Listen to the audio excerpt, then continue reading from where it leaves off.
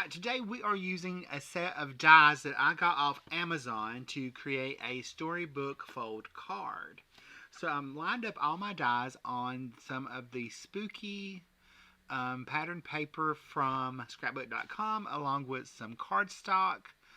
I'm going to run this through my die cutting machine. This is the base of the card. It does score and fold all of your score lines because y'all know I'm a lazy crafter.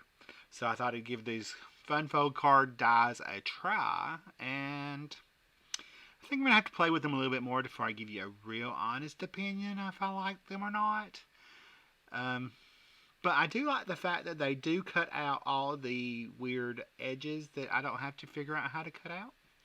But I'm just running that paper through. The last one we ran through was just some black cardstock. These are some just two pieces of the pattern paper. And it does cut out all your tiny little layers and mats. And here is our other third piece of designer series paper that cuts out our focal image parts. I will say the hardest part about this die was figuring out how to actually fold the card up right. That was what took me the longest. I had the worst problem trying to get the fun fold card folded up correctly, where it actually made sense to me how to do it. But anyway, so I've got it figured out, I think, right during this part, and I'm just securing the score lines with the bone folder. You might figure out a way to do it a little better. This is the way I figured out how to do it. But I'm just reinforcing those score lines and all of it. Honestly, I probably think you could probably come out a little bit better just making a storybook fold card easier than using the dies. But the best part about the dies was they did cut out all your layers for you in just a couple passes. I do like that part. I mean, and I think the card is pretty once I got it completed, and you'll see it at the end of the video. It is pretty. It was just tedious, and I think it's probably because it's the first time I've used the die, so that made it a little more hard not knowing how to get it folded up right. So here we got it all folded up. We're going to bring our layers and take off our pieces. This is our two side panels, so I like that it cuts that out, and it cuts out the designer series paper. That was the designer series paper. It does the matte layers as well. So here's our matte layers. I did those in basic black, and I've got my designer series paper there. And again, this is from the spooky pattern paper collection from scrapbook.com. I have the 4 1/4 by 5 1/2 size. It also comes in a 6 by 8. So I'm just going to attach these to my matte layers here. And here's our side panels. And at first I was going to use the candy corn side, but then I saw the gingham side. It's like, oh, that's going to be pretty. So we used the gingham side instead. So I'm just going to add those. I think where my ruler is, and I can, oh, it's right here. Those first set of mats are 2 1/8 inches by 3 5/8 inches. The finished card measures, when it's just flat, is 7 3/4 by 5 1/2. So when it's folded, it is a little right at 3 1/2 by 5 1/2. So it will fit in an A2 size envelope. Alright, so I've got all my layers added, layered up there. So we're going to put them on our card now. So we're just going to add some liquid glue and pop them on. It's super easy to put together, and if you figure out how to fold it. That was my hardest part, was figuring out where to fold. So we've got our little designer series paper pieces and our matte layers. I do like that part. That was super easy because everything was cut out with the dies. And I didn't have to figure no mats out. It was all done for me.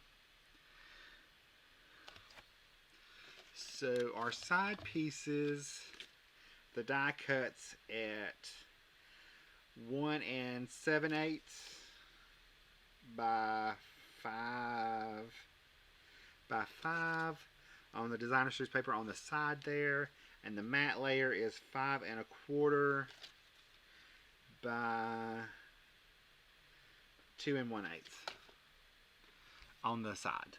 The little bitty parts in the center, the matte layers are 1 1/8 by 3/4, and the designer series paper is 7/8 by 1/4.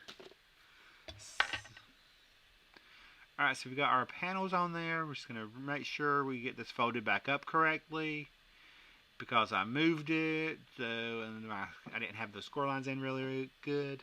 So we're going to add that panel to our 2 focal panels to the center flaps. And then we're going to do a focal point in our sentiment. So we're going to use the trick or treat dies from scrapbook.com. It has trick or treat in it and that witch's hat. I'm going to use the witch's hat and the bow that goes with that. And I'm going to cut the shadow layers out of the black cardstock along with the witch's hat, and everything else out of that scrap of the pink patterned paper. It's just some of that patterned paper has plain sides to it, and some of it has a pattern to it. I'm just so happened to use that pink, so it was in the paper, it coordinates, so I'm going to use that. So we're going to run that through our die cutting machine and take that out, and then I can layer those up together. Excuse me. So we're going to take that out, and I did lose the tittle to the I and the little apostrophe period thing. How? I don't know, but it happened. But we have a remedy for that, so it'll be okay.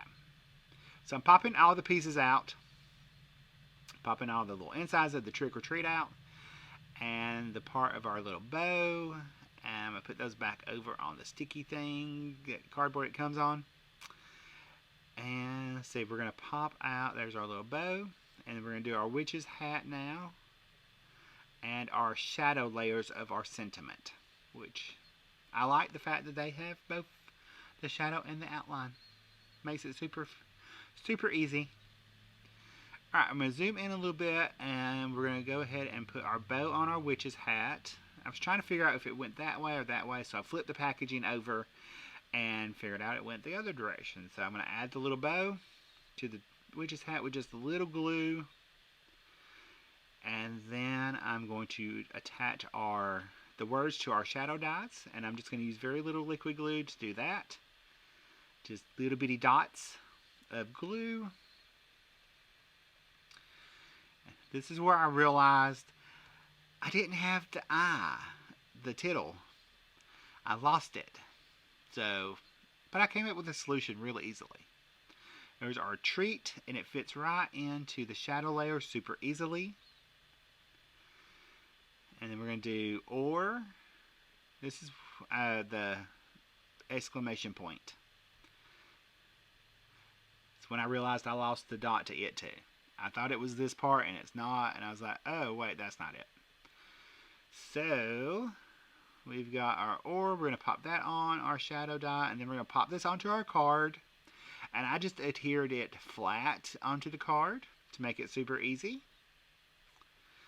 This is where my solution. I decided to use rhinestones. I chose the iridescent rhinestones to put on as the tittle and the circle for the period, or for the exclamation point. So now I'm going to add that with just some liquid glue. We're going to add the trick or treat.